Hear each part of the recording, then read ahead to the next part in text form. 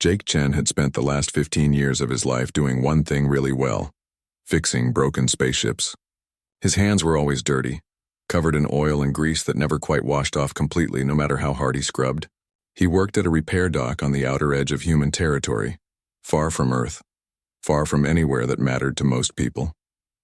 It wasn't glamorous work. It wasn't the kind of job that made you famous or rich, but Jake was good at it, and more importantly, he was content with it. The dock where he worked was old, built decades ago when humans first started expanding into this part of space. The walls were stained, the floors were cracked, and everything had that worn-in look that comes from years of constant use. But it was home. Jake had a small apartment nearby, nothing fancy, just a bed, a kitchen, and shelves full of old books he'd collected over the years. He liked the quiet life. After his marriage fell apart 7 years ago, he'd learned to appreciate simplicity. His ex-wife had left him for someone with more money, someone with bigger dreams than fixing other people's ships. She'd told him he was wasting his potential, that he'd never be anything more than a grease monkey. Those words had hurt at the time, cut deep into places he didn't like to think about. But eventually Jake made peace with it. He realized he'd rather be alone than be with someone who couldn't see the value in honest work. The other mechanics at the dock would sometimes tease him about being single. They'd try to set him up with visiting crew members or station workers, but Jake always politely declined. He'd learned his lesson about people who cared more about status and appearance than substance. Most folks in the galaxy seemed obsessed with how things looked on the outside. Jake had learned to value what was on the inside instead. Then everything changed on a Tuesday morning that started like any other. Jake was underneath a cargo hauler replacing a faulty coolant line when alarms started blaring throughout the station. He rolled out from under the ship, wiping his hands on his already dirty coveralls, and looked up at the announcement screens. What he saw made his jaw drop. A massive Zetharian warship had just entered the system. The Zetharians were powerful, way more advanced than humans, and they'd been in tense negotiations with Earth's government for months. Everyone had been nervous about it. One wrong move could mean war, and humanity would lose badly. So when the announcement came that the Zetharian Emperor was proposing a marriage alliance to secure peace, people were both relieved and excited. Marriage alliances were old-fashioned, something out of history books, but they still happened sometimes in interstellar politics. Everyone expected the Zetharians to send one of their princesses. Jake had seen pictures of Zetharian royalty before. They were usually tall, impossibly thin, with perfect features and skin that literally glowed. They looked like living artwork, almost too perfect to be real. But when the Emperor's ship arrived and the princess stepped out, whispers started immediately. Jake heard them even down in the repair bay. The station's gossip network worked faster than the communication systems. People were shocked, confused, some were even laughing. The Emperor hadn't sent one of his celebrated beauties. He'd sent his daughter Lyra, and by Zetharian standards she was considered unattractive. Jake didn't see her in person until later that day when the station commander called him to his office. The commander, a stressed-looking man named Rodriguez, was pacing back and forth, clearly panicked. Apparently the Emperor had sent a private message along with his daughter, a message that made his intentions clear. This wasn't a real alliance offer. It was an insult, a test to see how desperate humans really were for peace. Commander Rodriguez explained the situation in urgent, hushed tones. The princess would stay on the station for 30 days as an evaluation period. She needed a guide, someone to show her around and keep her company. If humans rejected her, the Emperor would use it as proof that humans were shallow and unworthy of respect. If they accepted her, well, the Emperor probably expected everyone to be miserable about it. Either way, he thought he'd won. The commander had gone through a list of candidates, officers, and diplomats who might be suitable guides. But everyone had found excuses to avoid the assignment. Nobody wanted to babysit what the Emperor clearly considered his embarrassing daughter. Finally, desperate and running out of options, Rodriguez had picked Jake's name randomly from the station personnel list. Jake wanted to say no. He really did. This wasn't his problem. He was just a mechanic. But something about the whole situation bothered him. The way everyone was talking about this woman like she was a burden, like she was something to be ashamed of, it reminded him too much of how people had treated him sometimes. Like he wasn't quite good enough. Like he should be embarrassed about who he was, so he said yes. He agreed to be the guide for 30 days. How hard could it be, right? Just show her around, be polite, and try not to cause an interstellar incident. Simple enough. The commander looked so relieved that Jake almost laughed. Almost. The next day, Jake showed up at the diplomatic quarters wearing his cleanest coveralls. It was the best he had. He wasn't a formal kind of guy, and he figured if this princess was going to spend time with him, she might as well know what she was getting from the start. A guard let him in, and he found himself in a room that had been hastily decorated to seem fancy. It didn't quite work. You can't make a standard station quarters look like a palace no matter how many curtains you hang. And there she was. Princess Lyra stood by the window, looking out at the ships coming and going from the dock. She was shorter than he expected, maybe only a few inches taller than him. Her skin was a deep purple color that shimmered slightly in the light. Her eyes were amber, almost golden, and when she turned to look at him, he could see intelligence in them and sadness and something else. Resignation, maybe. Like she'd already decided how this was going to go. She was curvy. There was no other way to put it. By human standards, she looked perfectly normal, even attractive. But Jake had learned enough about Zetharian culture to know that they valued thinness above almost everything else. He could see expensive robes wrapped around her, probably designed to hide her figure. She held herself stiffly like she was trying to take up less space. "I suppose you're disappointed too," she said before he could introduce himself. Her English was perfect, barely accented. Her voice was beautiful, musical, but laced with bitterness. Jake looked at her for a moment, really looked. He saw someone expecting rejection, someone who'd probably faced it her whole life. He knew that feeling. He understood it down to his bones. So instead of any diplomatic response, instead of trying to be polite and formal, he just smiled and told her the truth. Disappointed? No, I'm just a mechanic. I fix broken things for a living. Not much disappoints me anymore. He held out his hand, the one that was cleanest, though it still had grease under the fingernails.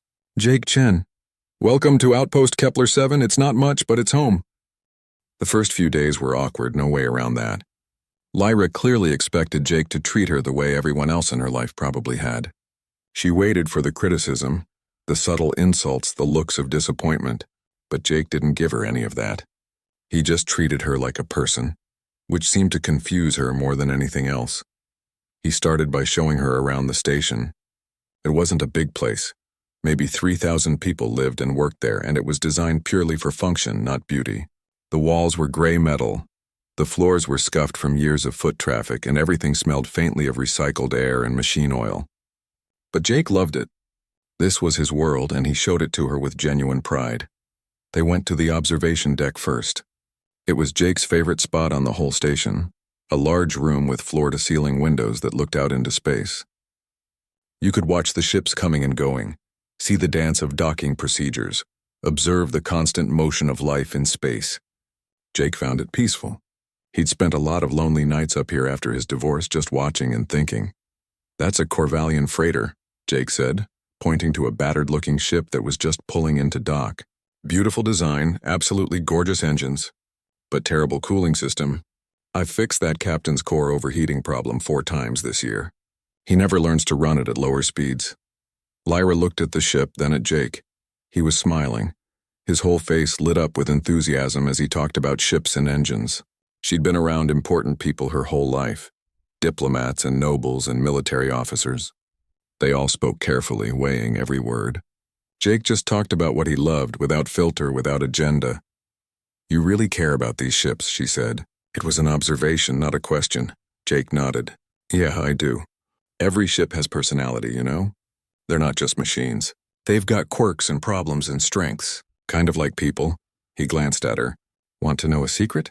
Some of the best ships I've ever worked on looked like complete garbage from the outside. All dented and old and ugly. But inside, perfect, strong, reliable. Appearances don't tell you much." Something shifted in Lyra's expression. Just a little, barely noticeable, but Jake caught it. He'd said something that mattered to her, though he wasn't entirely sure what. Over the next few days, they fell into a routine. Jake would work his regular shifts in the repair bay, and Lyra started coming down to watch him. At first, she just observed from a distance, staying out of the way, but gradually she moved closer. She started asking questions about what he was doing, how things worked, why he made certain choices. Jake discovered that she wasn't just being polite. She genuinely wanted to understand, so he started explaining things, teaching her basic mechanical principles. He showed her how to identify different engine types, how to trace electrical systems, how to spot problems before they became serious. Lyra absorbed everything like she was starving for knowledge. One day, about a week into her stay, Jake was working on a particularly delicate wire repair.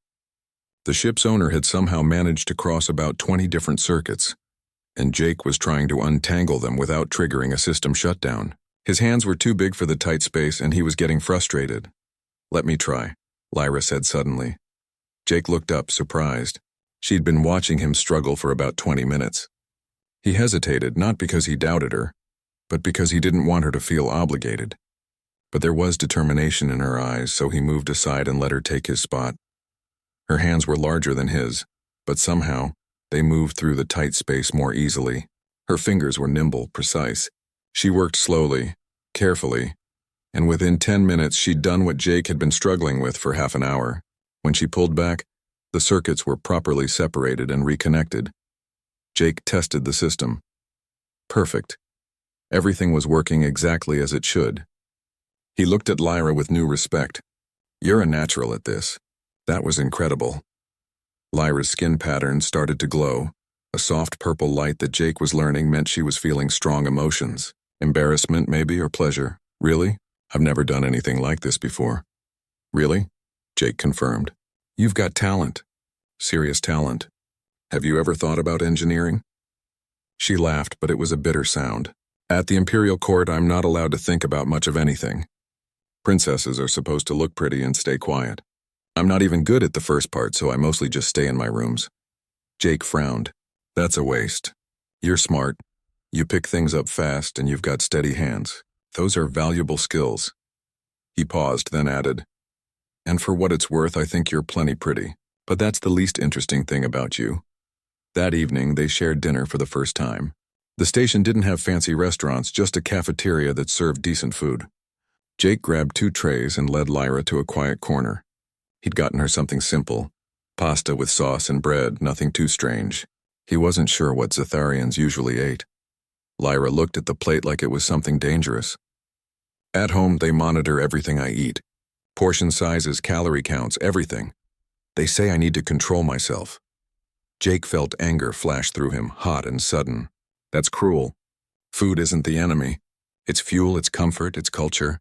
Eat as much or as little as you want. Nobody here is going to judge you."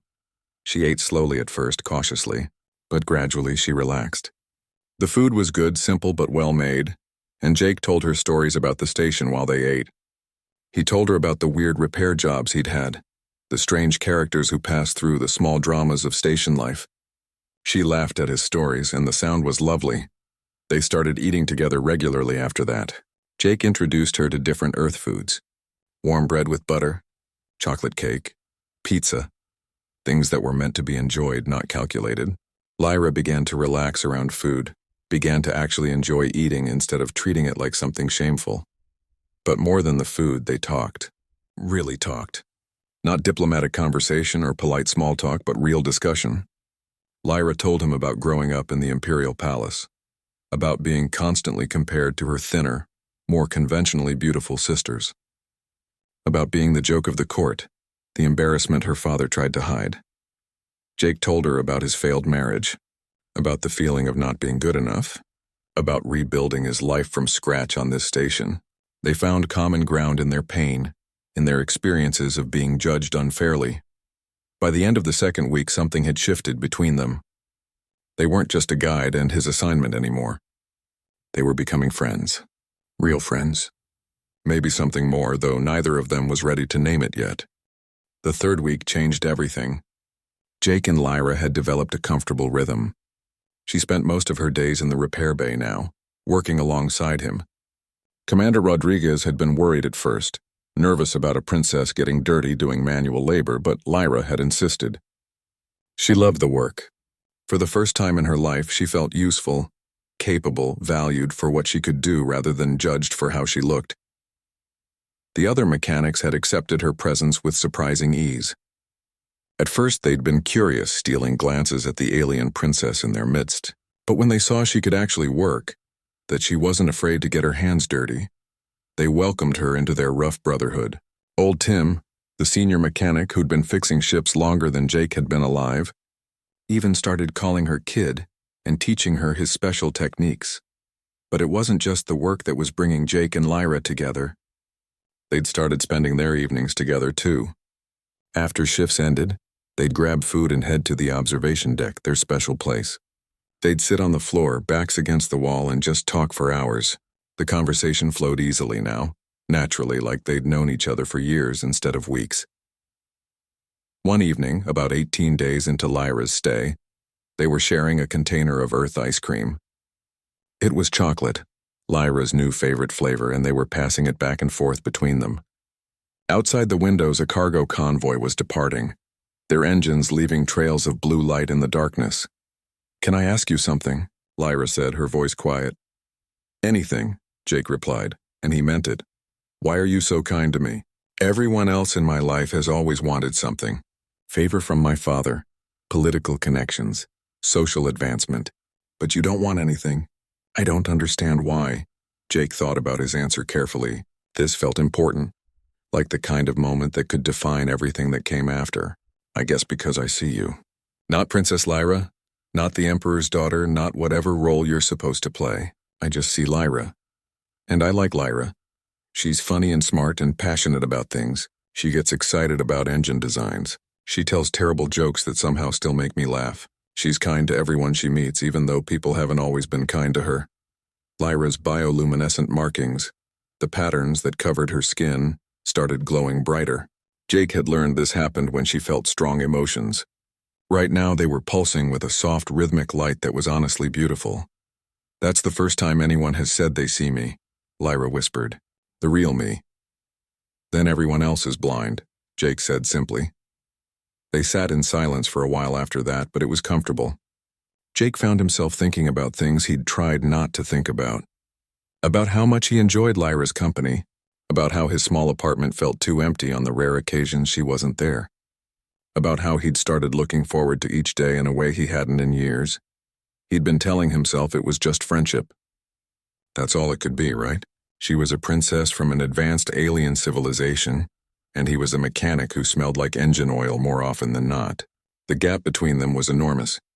But sitting here, watching the light dance across her purple skin, seeing the way she looked at him with those golden eyes, Jake had to admit the truth to himself. He was falling for her. Maybe he'd already fallen. The problem was the same thought that had been nagging at him for days.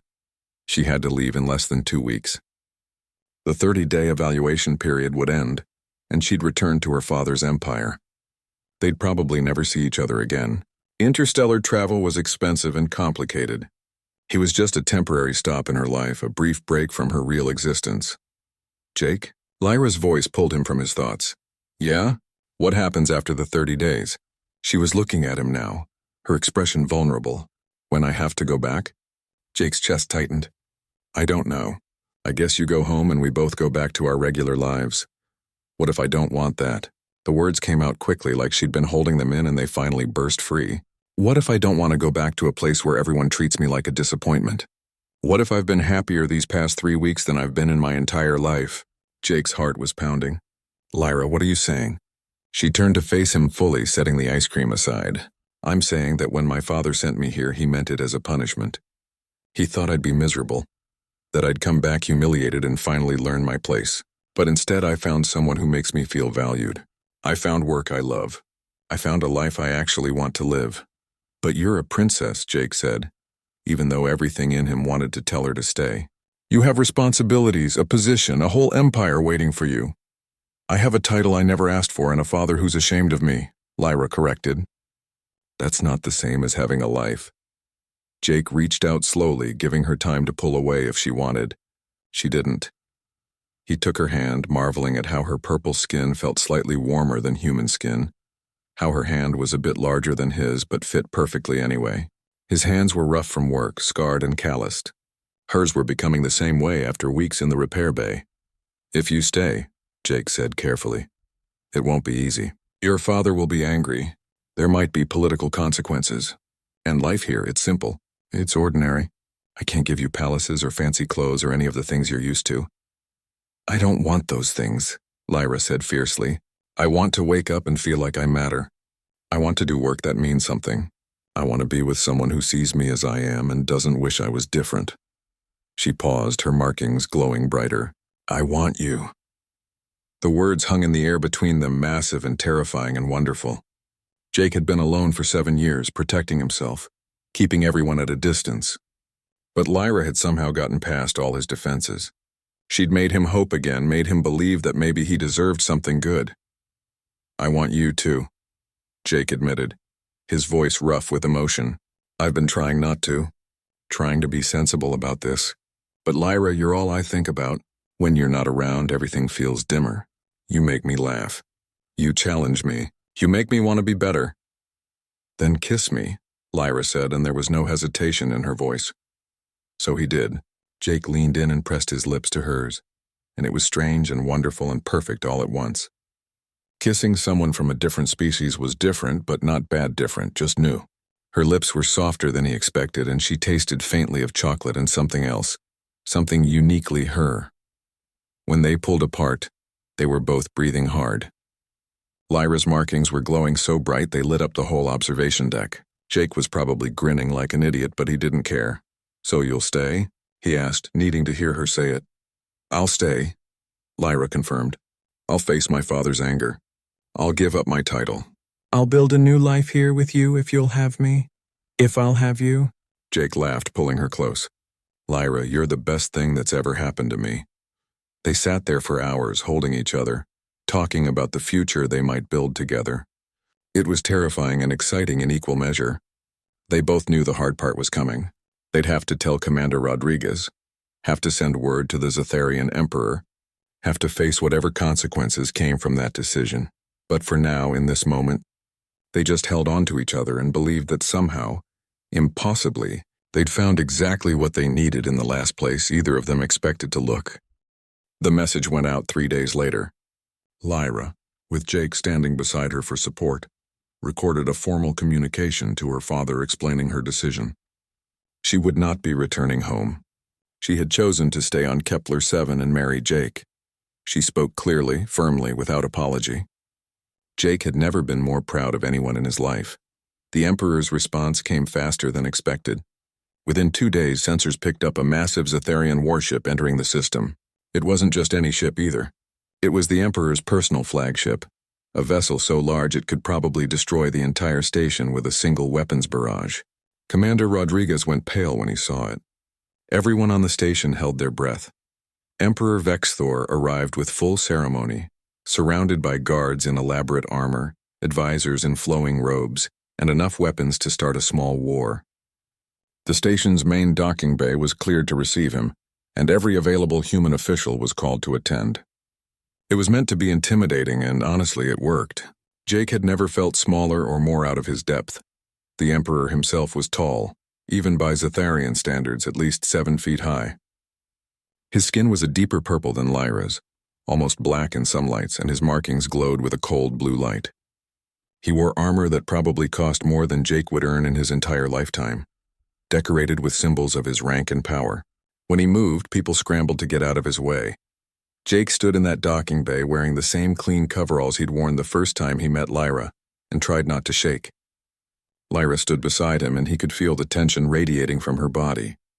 She'd been confident when recording the message, but facing her father in person was different. This was the man who'd controlled her entire life, who'd made her feel worthless for 28 years. That kind of power over someone doesn't disappear just because you make a decision to change.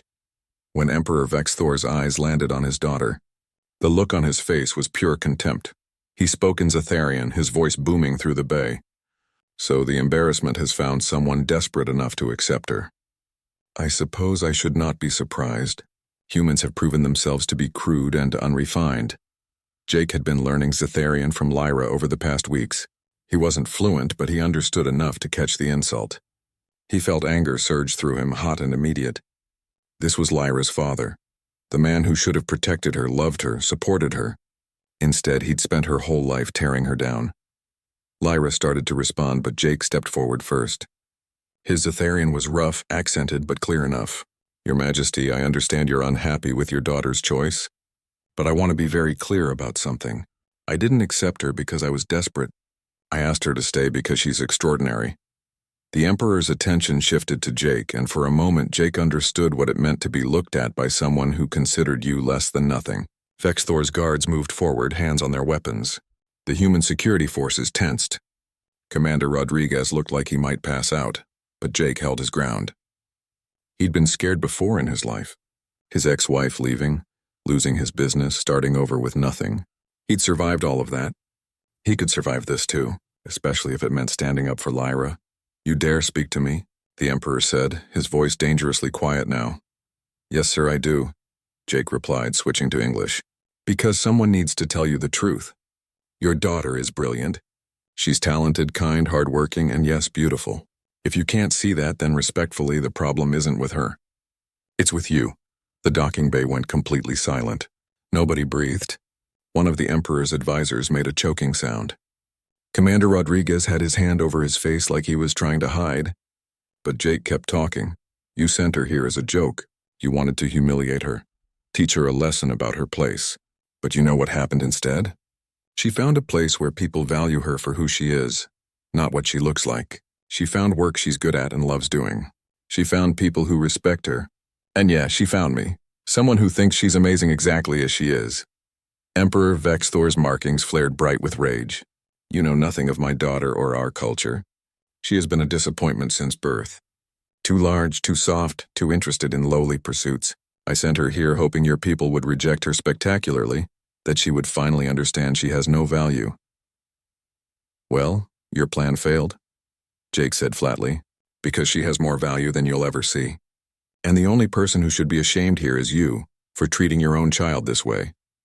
Lyra, who'd been frozen beside him, suddenly spoke up.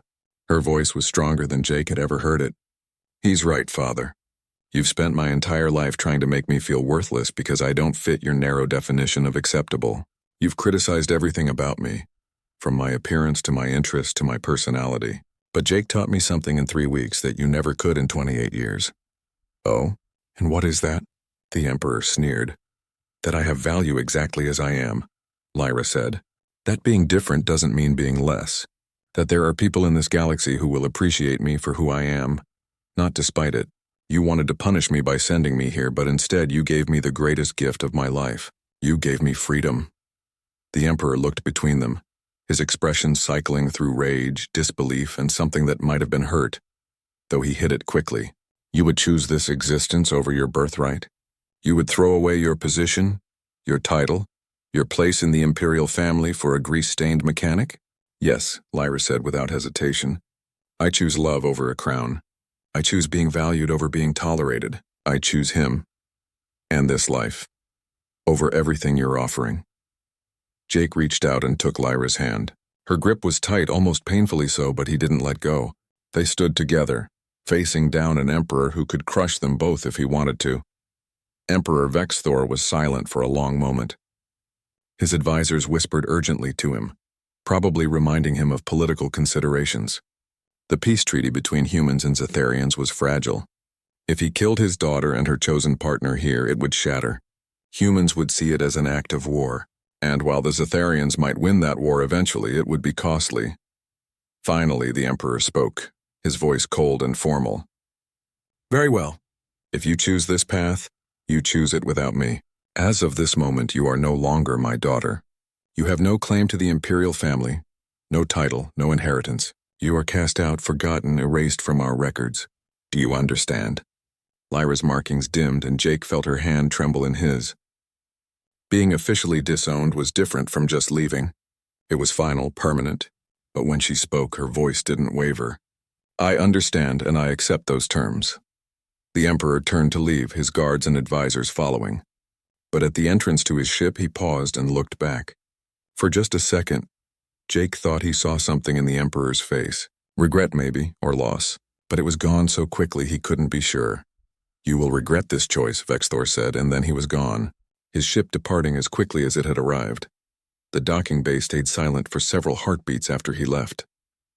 Then slowly people started moving again, talking in hushed voices, processing what had just happened. Commander Rodriguez approached them looking shaken but impressed. "Well," he said, "that could have gone worse." Jake started laughing, a slightly hysterical sound. Lyra joined in, and soon they were both laughing and crying at the same time, holding on to each other like they were the only solid things in a spinning universe. They'd done it. They'd stood up to an emperor and survived. Lyra was free, truly free for the first time in her life. It was terrifying and wonderful and the beginning of everything new. The wedding happened 2 weeks later. Jake and Lyra didn't want anything fancy or formal. They'd had enough of ceremony and politics. Instead, they chose something simple and meaningful. They got married in the observation deck, the place where they'd fallen in love, surrounded by the people who'd become their family. Old Tim was there, wearing his cleanest jumpsuit and grinning like a proud grandfather. The other mechanics came, bringing tools as wedding gifts, which made Lyra laugh until she cried happy tears. Commander Rodriguez attended, relieved that the whole incident hadn't started an interstellar war. Members of the station's various crews showed up, people Jake had fixed ships for, people Lyra had helped during her time in the repair bay. Even the cleaning staff came, the ones Lyra had befriended in her first lonely days on the station. Lyra had designed her own dress, a practical but beautiful garment that incorporated tools into the decoration. Small wrenches and gears were sewn into the fabric as silver embellishments. She looked stunning, her purple skin glowing, her amber eyes bright with joy. Jake wore his best coveralls, the ones without any stains or rips, and he'd never felt more confident or sure of anything in his life. They exchanged vows in both English and Xatharian, promising to support each other, value each other, and build a life together based on respect and love. When Jake kissed his wife for the first time as a married couple, everyone cheered. It wasn't a fancy royal wedding with thousands of guests. It was better. It was real. The months that followed were challenging but good. Jake and Lyra combined their skills and transformed his small repair operation into something bigger. Lyra's engineering knowledge, gained from growing up in an advanced civilization, combined with Jake's practical experience, created something special. They started taking on more complex jobs, solving problems other repair shops couldn't handle. Word spread. Ship captains started specifically requesting their services. They hired more people, expanding the operation. Within 6 months, they had a crew of 10 mechanics, a larger workshop space, and more work than they could handle. But they worked side by side through all of it, covered in the same grease, sharing the same victories and frustrations.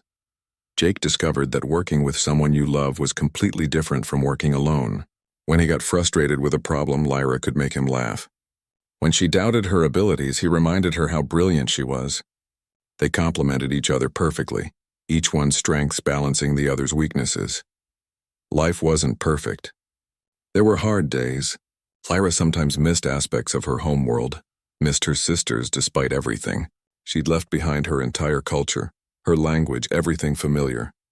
Jake did his best to support her through those moments, learning to cook Xatharian food, studying her culture, creating new traditions that honored her heritage. The galaxy was watching their story too. News had spread about the princess who'd chosen a mechanic over an empire.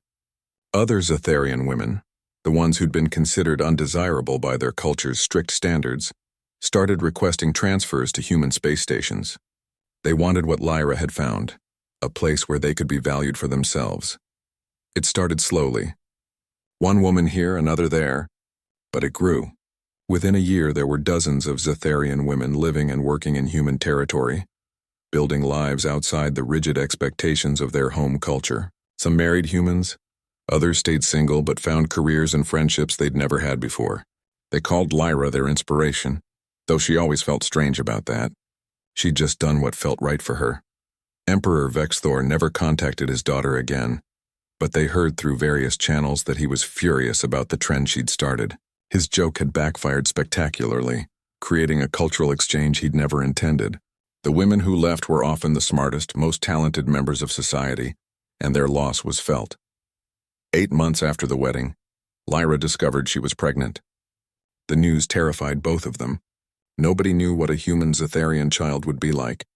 There was no precedent, no medical data, but the station's doctor, a practical woman named Chen who shared Jake's last name by pure coincidence, was willing to figure it out as they went. The pregnancy was different from human normal. Lyra's markings took on a golden glow that never faded. She craved strange combinations of Earth and Zetharian foods. Her body changed in ways that scared them both sometimes. But she was healthy, the baby was healthy, and that was what mattered. Jake spent those months preparing. He built a crib with his own hands, using scrap metal from the repair bay and polishing it until it shone. He read every book about babies he could find, both human and Zetharian. He talked to the baby every night, his hands on Lyra's growing belly, telling their child about the universe they'd be born into. Their daughter arrived on a quiet Tuesday morning, and she was perfect. She had her mother's amber eyes and her father's dark hair. Her skin was a lighter purple than Lyra's, and she had faint markings that glowed when she was happy. She was healthy, strong, and already showing signs of having her mother's stubbornness and her father's curiosity. They named her Nova because she felt like a new star in their universe, bright and full of possibility. The first time Jake held his daughter, really held her, he cried. He thought about everything that had led to this moment. His failed marriage, his years of loneliness, his simple life as a mechanic. If any of it had been different, he wouldn't be here now, holding this miracle, married to an amazing woman who'd chosen him over an empire. Lyra watched him with their daughter, and she felt the same overwhelming gratitude. She'd been sent to this station as a joke, as punishment, as her father's way of proving she was worthless. Instead, she'd found everything she'd ever wanted but never knew to ask for. Their repair shop kept growing. They put up a new sign, Chen and Lyra Starship Repair. We fix what others overlook. It was both a business motto and a philosophy for life. In a galaxy obsessed with perfection, they'd built something meaningful from what others had rejected. Other couples followed their example. More Zetharians and humans formed relationships, creating the first real cultural bridge between their species. It wasn't always easy. There were still people on both sides who disapproved, who thought the mixing of species was wrong. But Jake and Lyra had proven it could work, that love could cross any distance or difference. Years passed. Nova grew up in the repair bay, learning to fix ships almost before she could walk. She had the best of both her parents, Lyra's engineering brilliance and Jake's practical wisdom. By the time she was 5, she could diagnose engine problems that stumped mechanics with decades of experience. They had 2 more children over the years, a son and another daughter. Their family grew, and so did their business. What started as one mechanic's small operation became the most respected repair facility in the sector. They had 3 locations, over 50 employees, and contracts with major shipping companies, but success didn't change them. Jake still got his hands dirty every day, still worked on engines personally. Lyra still designed innovative solutions to impossible problems. They still shared ice cream on the observation deck, still held hands while watching ships come and go. Sometimes, late at night, Jake would think about how close he'd come to missing all of this. If Commander Rodriguez had picked someone else's name, if he'd said no to being Lyra's guide, if he'd let fear stop him from taking a chance. He'd almost let the best thing in his life pass him by. Lyra thought about it too. She'd been so resigned to her fate, so convinced that her life would always be unhappy. She'd believed her father's words, believed she was worthless. But Jake had seen something in her that she couldn't see in herself, and he'd helped her find it.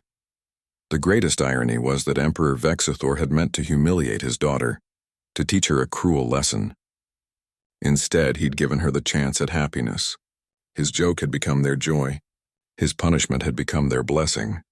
And while he sat in his palace, angry and bitter about his daughter's choices, she was living a life full of love, purpose, and meaning.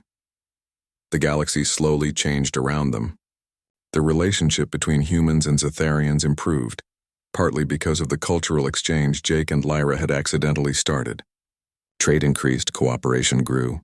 The rigid standards of Zetharian beauty began to shift as more people were exposed to human perspectives on appearance and value. Jake and Lyra's story became famous, told and retold across multiple star systems. Some versions were accurate, others wildly exaggerated, but the core remained the same. A princess who chose love over status and a mechanic who saw value where others saw only appearance. They never forgot where they came from or what they'd overcome. Their success didn't erase the pain of Lyra's past or the loneliness of Jake's, but it proved that good things could grow from difficult beginnings. that love could heal old wounds, and that sometimes the best things in life came from unexpected places. On their 10th anniversary, sitting in their favorite spot on the observation deck with Nova and their other children playing nearby, Jake turned to Lyra and said, "Thank you for staying." Lyra smiled, her markings glowing with that soft light that meant she was happy. "Thank you for giving me a reason to stay." They kissed, and outside the windows the stars shone bright,